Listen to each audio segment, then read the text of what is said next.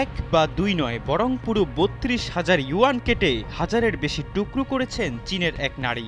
বাংলাদেশি মুদ্রায় যার মান ৫,২০,০০০ টাকার মতো। দীর্ঘ ৫ বছর পর এসব টুকরো অর্থ নিয়ে ব্যাংকে হাজির হন ঝ্যাং নামে এক নারী।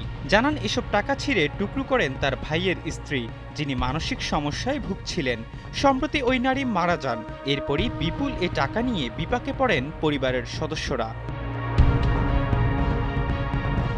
সাউথ চায়না মর্নিং পোস্টের এক প্রতিবেদনে বলা হয়, টুকরো করা এসব টাকা নিয়ে ঝ্যাং হাজির হন ইউনান প্রদেশের কুনমিং এলাকার industrial and commercial bank of চায়নায়। একমাত্র ওয়ালটন এসি দিচ্ছে ১ বছরের রিপ্লেসমেন্ট গ্যারান্টি এবং কম্প্রেসারের ১০ বছরের গ্যারান্টি। টুকরো করা এসব টাকা দেখে সমাধানের আশ্বাস দেন ব্যাংক কর্মকর্তারা। তারপর টানা ২০ দিনের বেশি সময় ধরে এসব টাকা জোড়া লাগান ব্যাংকের ৪ কর্মকর্তা। জানা যায় ঝ্যাংয়ের ওই ভাইয়ের ৪ সন্তান রয়েছে।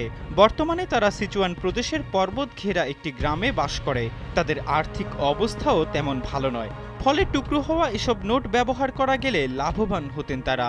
এরপরই স্থানীয় বেশ কয়েকটি ব্যাংকে যোগাযোগ করেন ঝ্যাং। তবে কেউ এসব নোট বদলে দিতে রাজি হয়নি। পরে কুনমিংয়ের আইসিবিসি ব্যাংকে এই কাজ করে দেয়া হয়।